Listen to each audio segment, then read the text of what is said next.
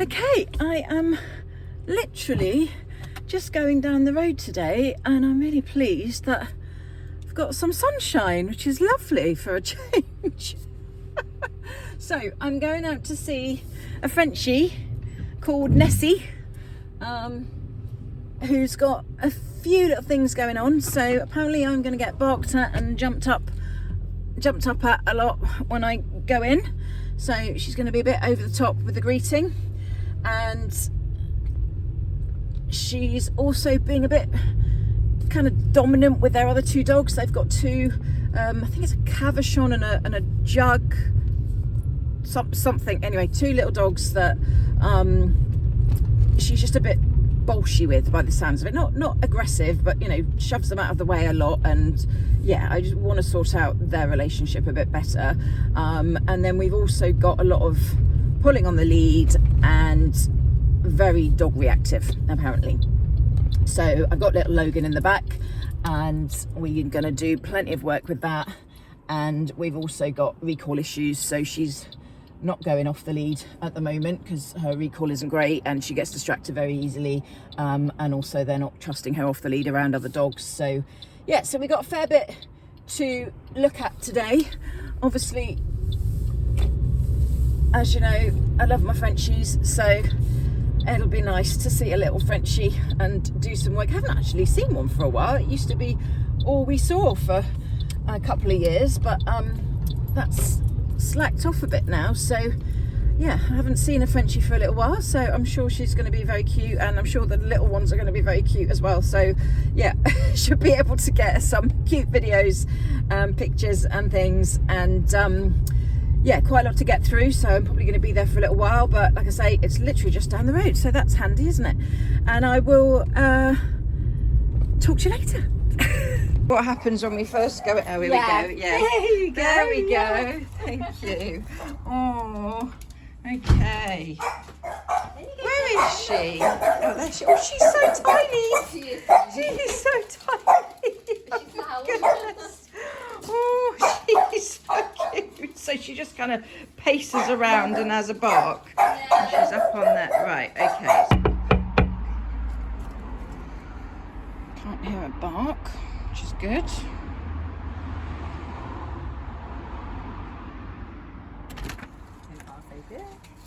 Wow, they literally not moved. Not yet, no. That is amazing. Oh my god, no barking, no nothing. Just that at the moment, yeah. Right, we're not worried about Poppy. She's that is incredible. She's seen me now, so that needed a little leave and a correction, but just ignore now, because this will be 5-minute rule situation. This is beautiful. What are these guys? A little bit once you're past the menopause. Are you nice and chilled? Hey? Are you nice and chilled? Oh, what good dogs. You're angels. Good. Just tell her heel. Keep walking. No, don't pull on the lead. That's it. Just tell her heel. And if she looks up at you, you can then say yes and reward. Little pop if she starts to pull ahead. That's it. Keep her moving. Good. Little pop.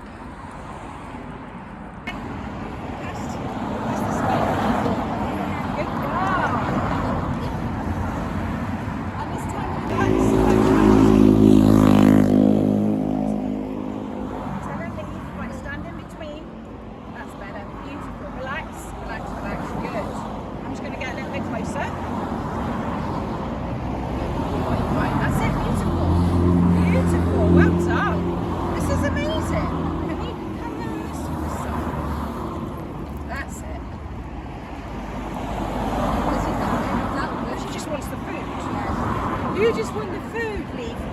Remember to get your leaves in. And the moment yes. This is awesome. Right. With you. Fantastic. Right, you need to learn from your mum. Do you know all it is you just get a little bit stressed. Okay guys, oh so cute. Okay, so very sweet little girly Frenchie. As you saw, very nervous when I first walked in, barking and backing away, and just, yeah, very timid, didn't want to be approached. But once I sat down, suddenly she's up and next to me and wanting a cuddle. But she's just in general very, very insecure, and obviously that's what's causing all the problems. Is she's just really been babied, you know, sleeping in the bedroom, on the sofas, constant cuddling, and she's ended up at the point where she's really not feeling safe unless she's clinging, you know. So she's just not feeling safe basically, because she's been rewarded so much, inadvertently, obviously, without them knowing it. You know, they're trying to reassure her and comfort her and make her feel safe, but the problem is if you do that in a human way instead of a dog way, all it does is reinforce the stress.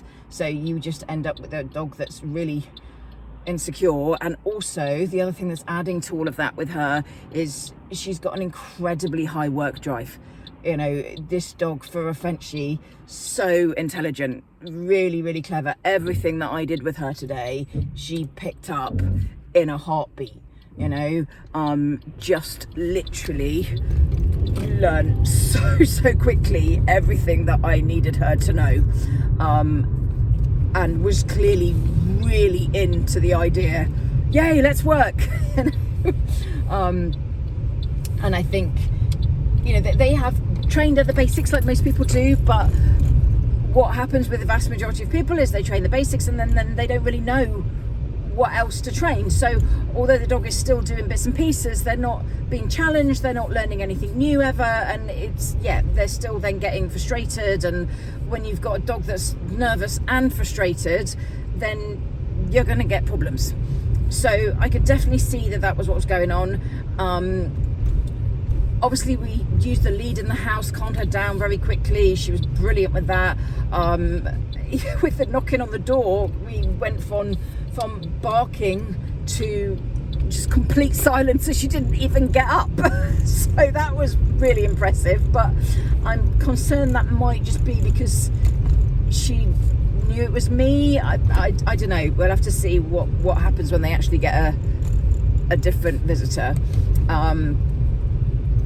But they're going to keep in touch, obviously. And then outside, took to the rope lead really well. She'd been walked on a harness, which obviously, in terms of reactivity and walking ahead all the time, which is what she was doing, it's no good at all, and also going to be causing her joint problems and ligament damage and all of that stuff that we know that harnesses are really bad for. So slip lead, because it was working beautifully in the house, let's use it on the walk.